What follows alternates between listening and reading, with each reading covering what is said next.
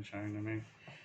ॐ भूर्भुवः स्वः तत्सवितुर्वरेण्यं भृगो देवस्य धीमहि धियो यो नः प्रचोदयात्।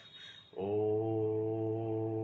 सहना भवतु सहनौ भुनक्तु सह वीर्यं करवावहै तेजस्विनावधीतमस्तु मा विद्विषावहै।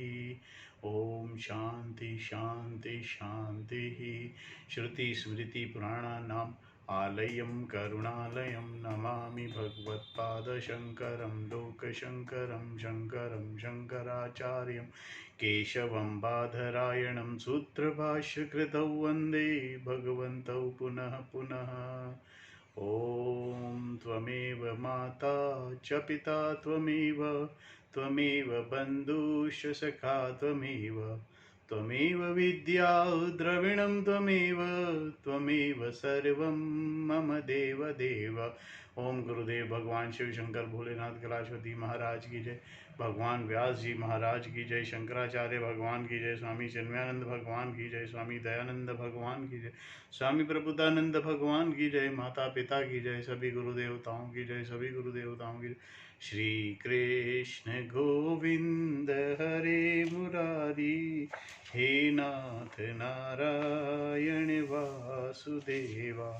श्री कृष्ण गोविंद हरे मुरारी हे नाथ Narayan Vasudeva.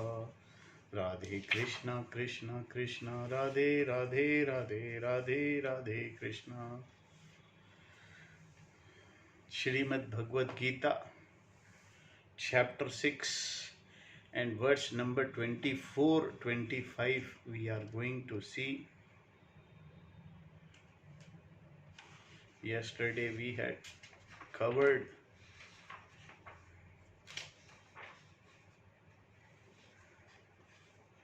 verse number 23 and 24.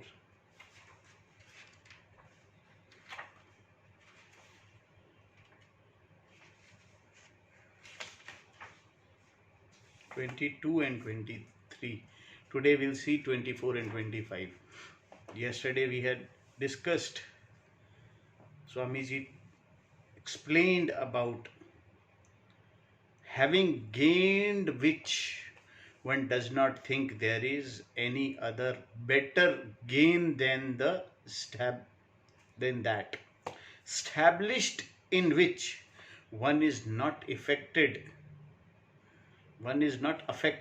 even by the greatest sorrow.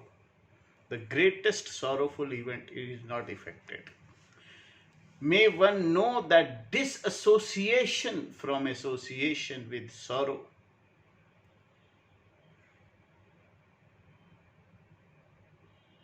to be what is called as a yoga. That yoga should be pursued with clarity of purpose, with a mind that is not discouraged. This is what we had seen yesterday. Today Bhagwan talks of yoga in the sense of viyoga. Let's try and chant the verse. Just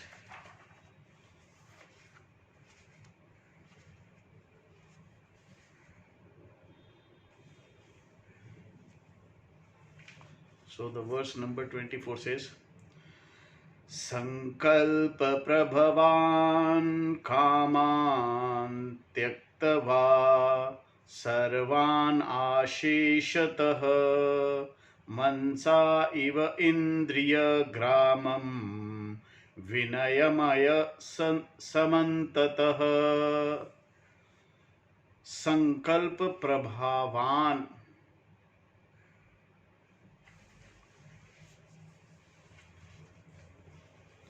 and in verse number 23,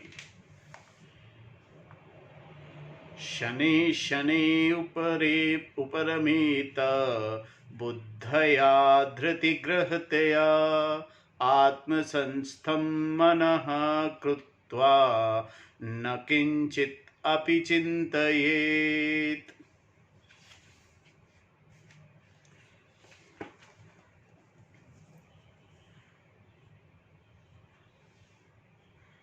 Sankalpa Prabhavan, born of thought.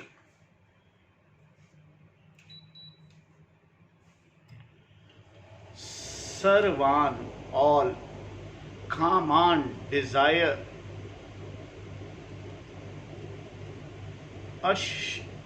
Asheshtah, totally. Tyaktva, giving up. Manasa, by the mind. Eva, alone. Samantatah, completely. Indriya Gramam, the group of sense organs and organs of action. Vinayamaya, withdrawing. Dhriti Grihataya, endowed with perseverance.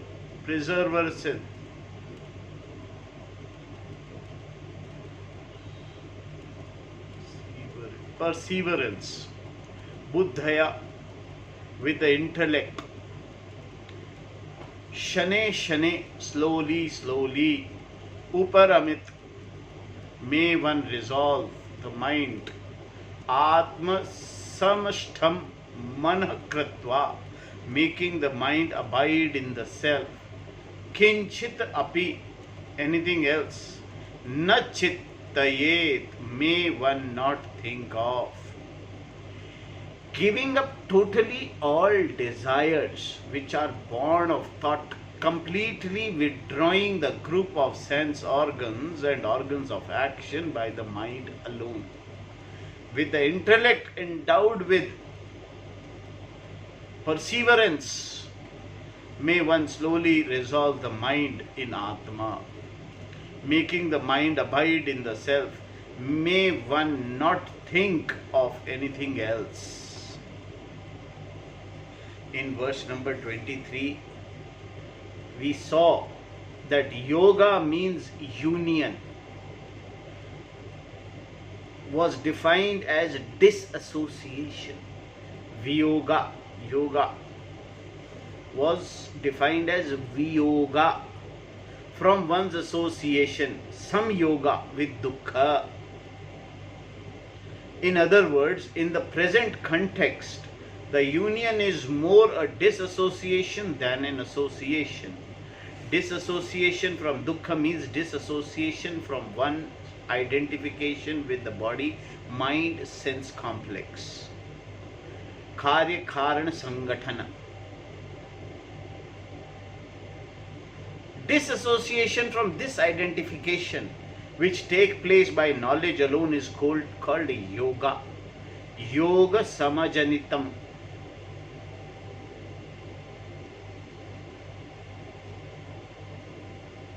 This is the yoga that has to be pursued. Sa yoga yuktavaya, Krishna says. Krishna also says that this yoga can be pursued without the mind being affected by any sense of despair or discouragement. Anirvana cheshta. This is because it is more a disassociation than association.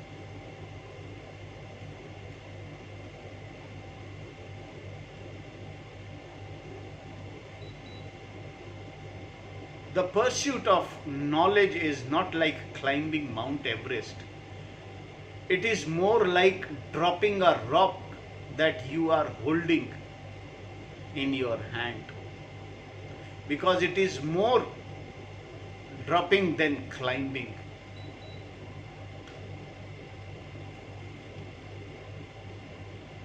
It is not as difficult as you might think. It is simply a question of disassociating yourself from your own identity of being only so much. Such there is no cause for despair. Having summarized what he has said so far, Krishna begins to discuss the same topic again. Why? Because the yoga is something that needs to be pursued, for there are problems that tend to rise. Therefore, Krishna emphasizes certain points again and again. In the verse under study, he presents the same topic in a slightly different form, repeating two statements made it several times before. The basic the basis of all desire. First, there is a complete giving up of that from which all desires are born. Sankalpa prabhavan sarvan khaman asheshtha tyaktva. We have seen how kama can refer to either a desire itself or the object of desire. Kama. Here kama means the desire for object, the source of which is sankalpa. From sankalpa alone desire is born. Sankalpa is a thought such as, may this be for me, may this come to me, etc., which immediately turns into a desire. This source of all desire, sankalpa, is what is given up totally. Asheshtha. Therefore, renunciation here is in terms of the sankalpa, the basis of the desire, and not for the desire itself. Sankalpa is a simple thought, but because that thought is capable of becoming a desire, sankalpa is said to be the root of all desires. Desire is that which the mind returns to over and over again. Sankalpa comes and then goes away. But once it becomes a desire, the desire has to be fulfilled. Therefore, sankalpa is what has to be dealt with, and it is dealt with by analyzing the thought itself.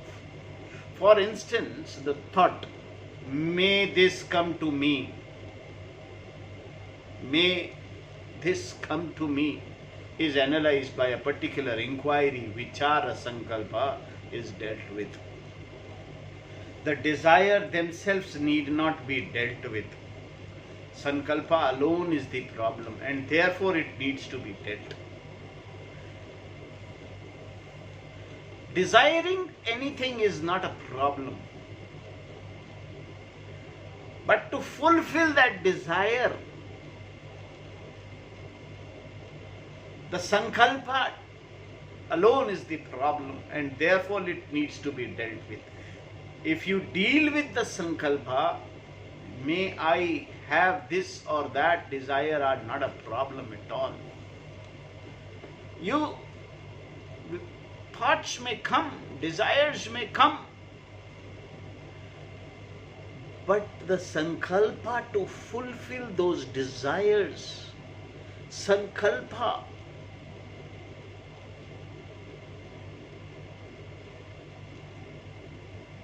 of fulfilling the desires are to be checked. The backing up of a desire is only from your sankalpa. May I have this or that. Desires are not a problem at all. They become only fancies because they are not backed up by sankalpa. Sometimes you cannot fulfill this desire. It is a fancy. Having a chartered plane of your own is a fancy. But fulfilling this desire of having is a problem. The backing up of a desire is only from your sankalpa. May I have this, which slowly becomes I should have this. Once this sankalpa has turned into I should have this, then you have had it. Therefore, the sankalpa is to be analyzed. Whenever you desire, whenever the thought of desire comes in, then the sankalpa to fulfill should be checked. Then there is a requirement of checking.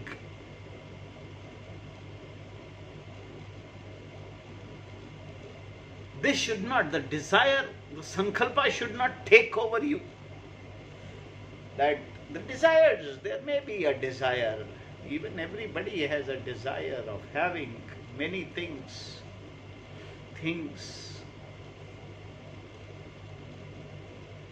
Withdrawing the sense organs. Krishna also repeats here that the group of senses are to be completely withdrawn by the mind alone. Manasa iva, meaning by mind endowed with discrimination.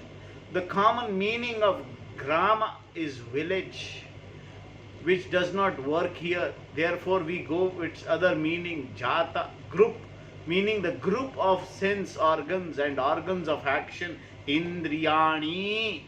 Indriyani gramam vinayamaya means putting these indriya in their place, which is to withdraw them from their respective fields of activity. Again, here we have two pieces of advice to be followed with reference to the mind. While sitting in meditation, and that is seated in meditation, let the mind be brought back to the object of meditation. Krishna talks about this later.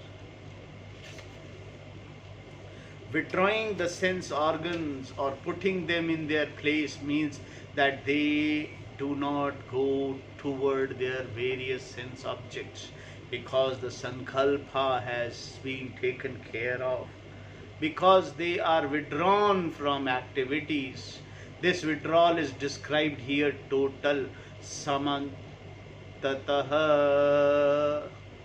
What is said in the verse 24 is indeed to cover all what was said before about how to sit in meditation, the posture, gaze, etc., and is completed in verse 25. Dhrati means firmness, and also dhairya, courage, which implies care and wisdom as well. Here dhrati grita means the buddhi is endowed with courage, firmness and wisdom, meaning discrimination, viveka. With this kind of buddhi, the mind is made to abide in Atma, which we shall come back to later. The use of repetition in this verse, sane, shnehe, shnehe, meaning slowly, slowly, is typical of Sanskrit. And what does one do slowly, slowly? May one resolve uparamit, the mind, meaning oneself, in this particular way by making the mind abide in Atma without thinking of anything else. Atma samashtham manah kratva na kinchit api chintayet. Thinking only of Atma, the object of meditation, and leaving everything else alone. Thoughts for desires keep on coming, not converting them into sankalpa.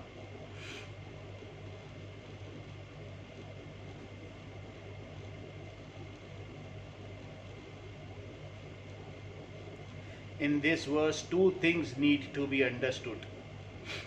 What are these courage and discrimination that are required, and what does it means to place the mind in Atma, the object of meditation? Dheya Vishaya. Dheya Vishaya. What kind of placing is involved here? Is the mind to be placed in Atma, like one place an orange in the basket or in a plate? Or is the mind to be placed on top of Atma? Perhaps if Atma samashtham manah kritva is not properly understood, making the mind abide in Atma becomes a very big problem. But once Atma samashtha manah kritva is clearly understood, there is no problem of, and dhriti also becomes clear. What is the definition of Atma there? In the expression Atma samashtham manah kritva, what does Atma means? It is that wherein another thing is not heard. Yatra anyat na shrunoti. as the Chandogya Shruti points out, Chandogya Upanishad points out, it is that wherein another thing is not seen.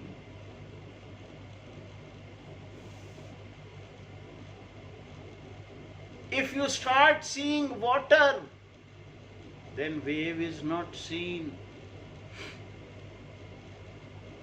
Has wave merged into water? No. No. Wave has not merged into water. It is not on the water. Because you are seeing water alone. There is no wave. Water alone is.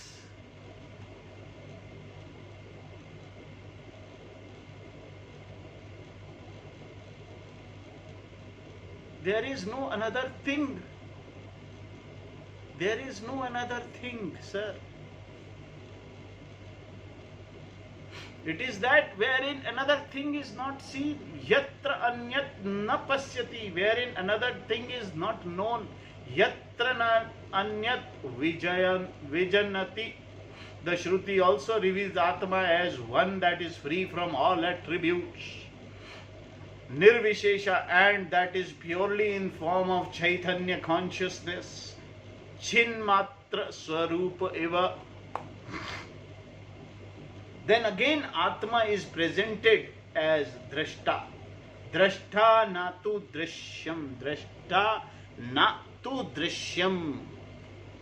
The seer but not the seen.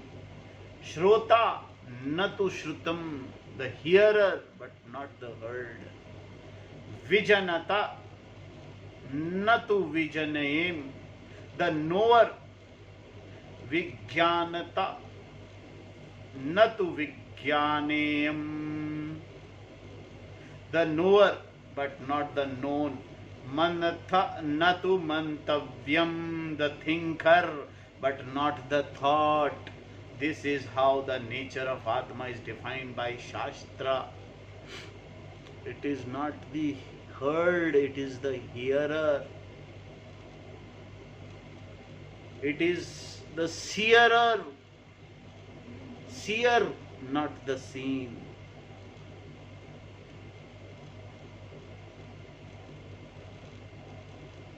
It is the knower, not the known.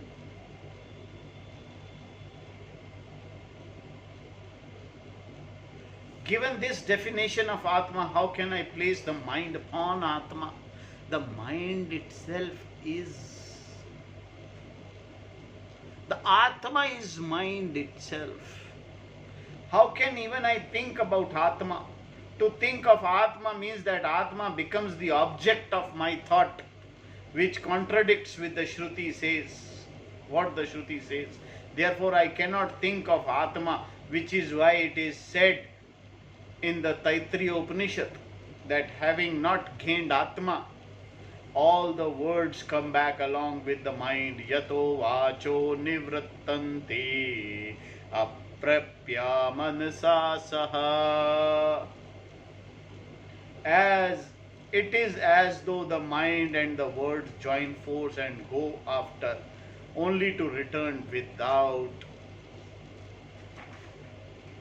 it, having found it too tough to nut to crack. Unfortunately, this is how Atma is sometimes presented. How can Atma become an object of one's meditation? So how is one to place the mind upon Atma? How can Atma become an object of one's meditation? There is no way of placing the mind upon Atma, because the mind is Atma. It is not that one takes the mind to Atma. You don't take water, wave to water.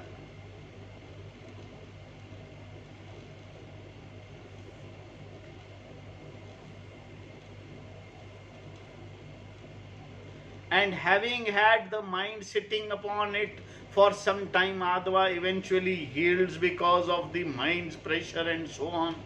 Some translations have taken this verse to mean this way and therefore can be very misleading.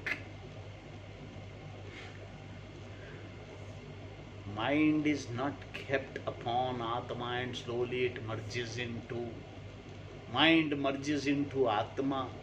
No, no. Wave doesn't merge into water. There is no merging. This is to be understood.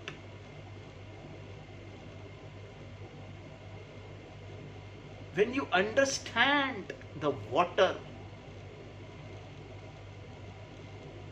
when you understand the water, the wave is understood. There is no wave left.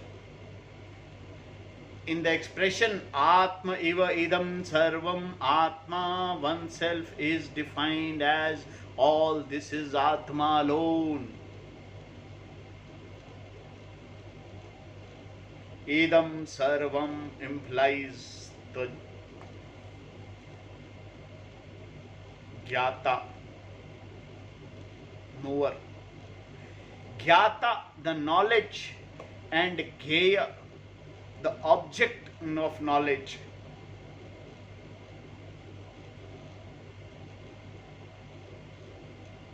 Sarva meaning all, means all three with nothing left out.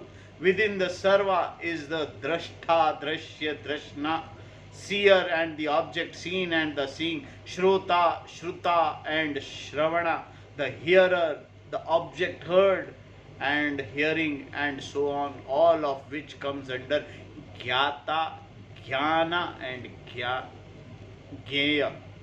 Knower, knowledge and what is that which is to be known. Any object that is there in Gheya, the object to be known alone. Even what is unknown is known and is therefore included in Gheya.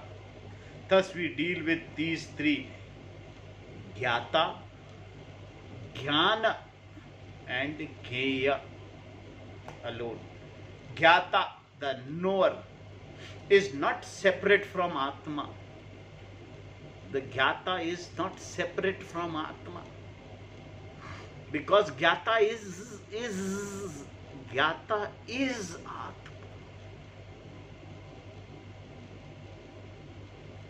Although we may clearly see the fact that Jnata is Atma, we still think Jnana is belonging to Atma, saying this knowledge belongs to me. This is my knowledge. I have the knowledge of particular object, a tree. The tree is the object of my knowledge, and vritti, the knowledge itself, belongs to me. Therefore I take myself to be different from this knowledge whose object is the tree. The knower, known, knowledge are one. The knower, the knowledge and the known are all one. This notion is nullified here by recasting it into entirely different mold altogether. And what is this mold? Jnata, Jnana and Gheya. All three are made into one Atma. Everything is myself alone. I am the Jnata, I am the Jnana and I am Gheya. Atma eva idam sarvam. Jnata is Atma, Jnana is Atma and Gheya is also Atma. The example that is always used here is the dream. In dream, there is a knower of the dream. There is a known dream world and there is knowledge of the dream itself. These three are nothing but one light, Jyotihi, one consciousness, Chaitanya. Consciousness alone is the knower, known, and the knowledge in dream. All three of them are nothing but one Chaitanya Atma alone. क्यों? In dream, knower of the dream. Who knows about the dream? It is you who knows about the dream. And there is a world in the dream. Whole world. Who is that world? You alone. You are the dream itself.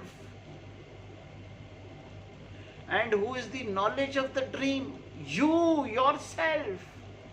There is nothing other than you. You are the dreamer.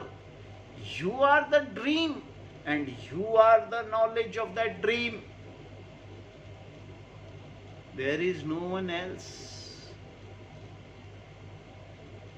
You are the dreamer. You are the dream. And you are the knowledge of that dream. In terms of the dream, this is very clear to you. Getting up, you understand that the dream knower and the dream known and the dream knowledge all resolves into you again. Therefore, Jnata is nothing but consciousness. Knowledge is nothing but consciousness. And Jnaya is nothing but consciousness. Defined in this way, we understand that consciousness is as though qualified or limited by the status of being knower. Gyatra avachinna chaitanya. We can refer to this as knower consciousness, knowledge consciousness, and known consciousness. There being no knower knowledge or known apart from consciousness. Can a known object ever be separate from consciousness? It cannot. When the known object is conscious, when the known object is, consciousness is. When the known object is not, consciousness still is. You can destroy the object, but you cannot destroy the isness. Nothing is separate from existence. With reference to the nature of existence, there is twofold argument.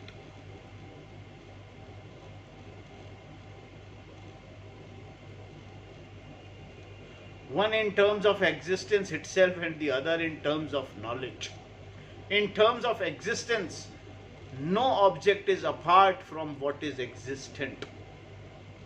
For instance, when you say the table is or chair is, the isness that there is qualified by the object, the name and form, nama rupa, called table and chair. Further, if you analyze what a chair is, you find that chair does not have any existence of its own. Only the wood out of which the chair is made has an existence. And if you analyze the wood, you find that it also has no existence. Only the pulp from which the wood is made has the existence. Similarly, the particles that form the pulp has existence, whereas the pulp does not. If you keep on shifting in this way, you find that existence always remains.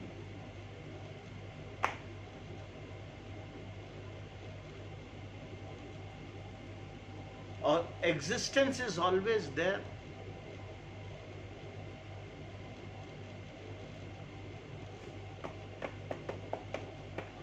Only that which is self-existent can be called existence, Satya, which is nothing but consciousness, Chaitanya.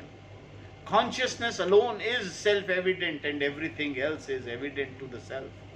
Anything that you come to know, you question, is all from the knower, the person who is using the paramanas.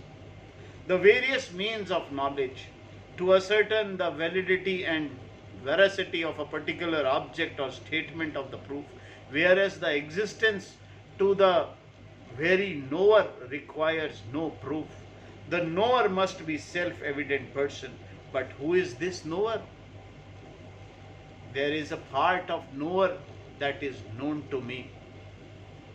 I know that I am the seer of the pot, Ghatadrashta, for which there is a thought aspect, an adjective Vishesha, for the consciousness that is I. The thought aspect is an adjective and the substantive is nothing but Atma's consciousness. Therefore, for the knower there is consciousness. For the knowledge, of course, consciousness is present. And for the known also, consciousness. The self-existent aspect of consciousness is present. All three, knower, known and knowledge, are non-separate from the presence of consciousness. Appreciation is this fact, is what is meant here by Atma Samashtham Manah Krittava. Redirecting the mind.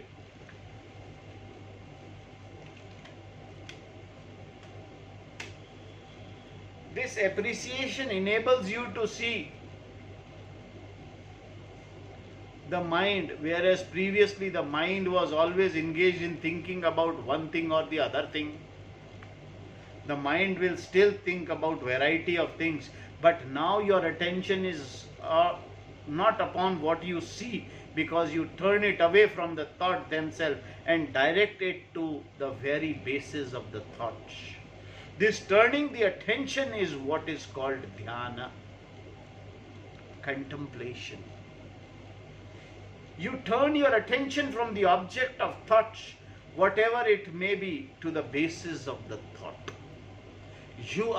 Now you start thinking about yourself. The base of thought is consciousness, whereas the object of thought can be anything. For example, a tree, the object of thought is a tree, and the basis of the thought is consciousness. Therefore, the tree thought is not separate from consciousness, and the tree is not separate from consciousness, and the knower of the tree thought is not separate from consciousness. All three being nothing but consciousness, Atma.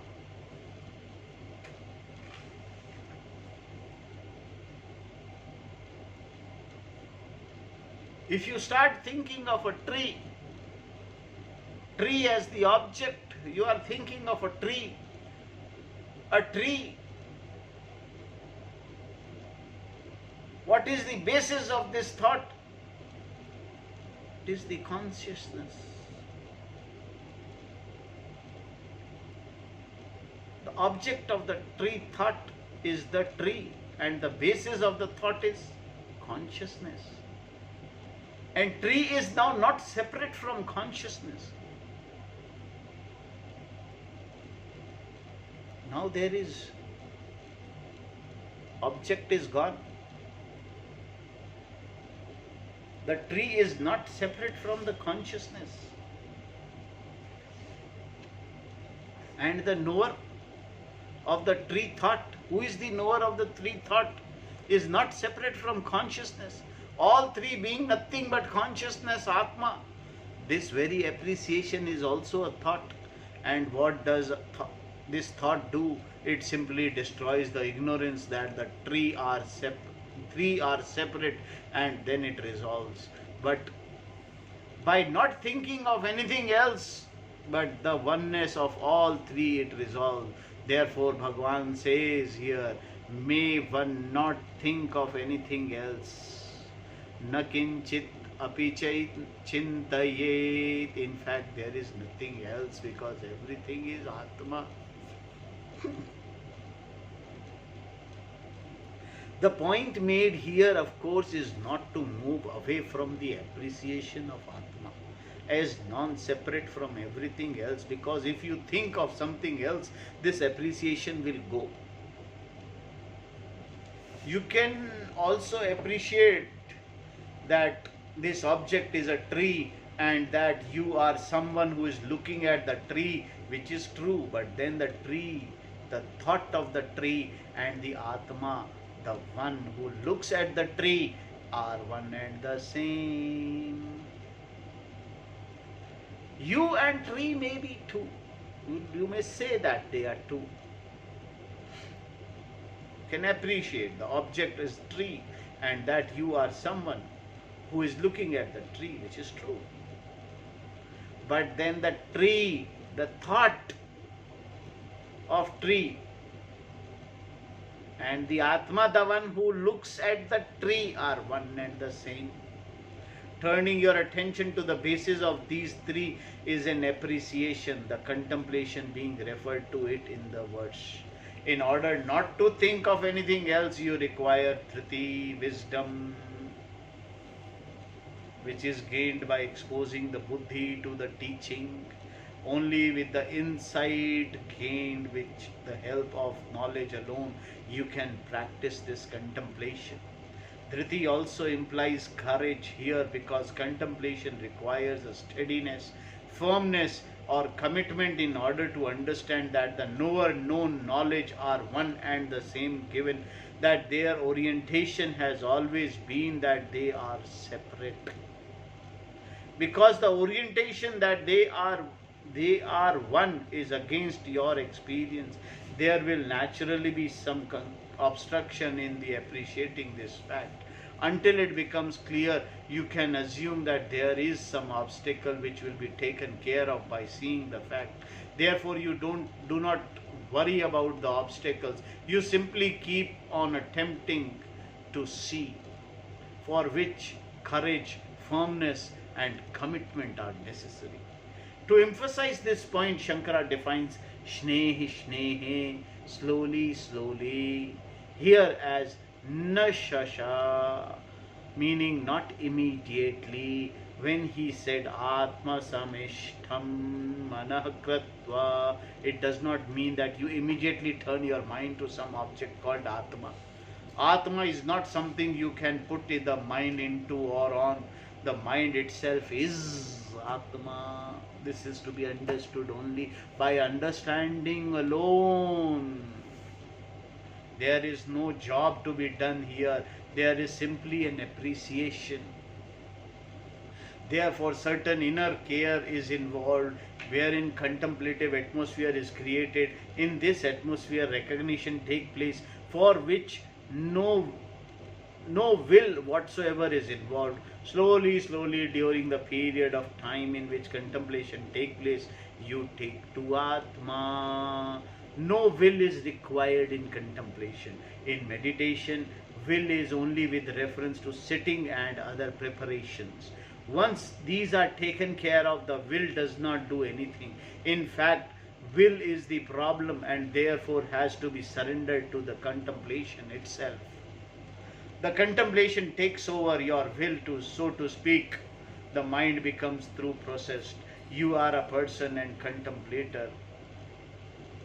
The contemplator are posed by the contemplation takes over your will to, so to speak. The mind becomes as though possessed.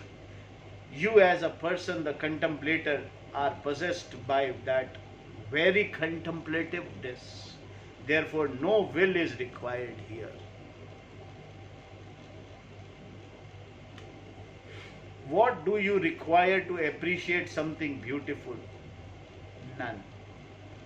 The very will gets resolved in the appreciation of that which is beautiful, which is inspiring. What will is there when you love something? Whatever will there is just resolves. Similarly, in contemplation, you do not push your will in order to gain Atma. You do not grind your teeth, roll up your sleeves, sit on your seat for meditation and say, today I am going to get Atma. There is no such thing. It is not like wanting to do something or gain something that the world has to offer. If you want to do a particular job, for example, you can assert your will and get it done, but you cannot sit down, crush your eyelids together tightly and say that you are going to get Atma. All that you will get is a headache. A person who tries to gain Atma by using his or her will not gain Atma, because the person is Atma. So first you create contemplativeness, which is taken care of by your exposure to the teaching. You must know what you are aiming at, conveyed here by Atma Samashtam Manakritva na kinchit api chintaye. Let the appreciation of Atma take place in the mind, either by contemplating on the non-separation of knower non-known knowledge, or by taking particular expression such as Satya Swarupoham, I am the truth of everything, and meditating upon it. This is contemplation that is keeping with the teaching. Nothing new, no new knowledge is created here, rather, your mind is brought to the focus on what is already understood again and again. This is the meaning of the expression in this verse. Atma samishtam manah kratva na kinchit api chintayet. Having said this much, Krishna adds a little more. The mind needs to be dealt with. In verse number 26, he says, the mind is what is required to be dealt. This we will see tomorrow. Om Tat Sat. Om Purnamadah Purnamidam Purnad Purnamudashyate Purnasya Purnamadaya Purnamevavasishyate. Om Shanti Shanti Shanti. Hari Om Tat Sat. Om Gurubhyo Namaha.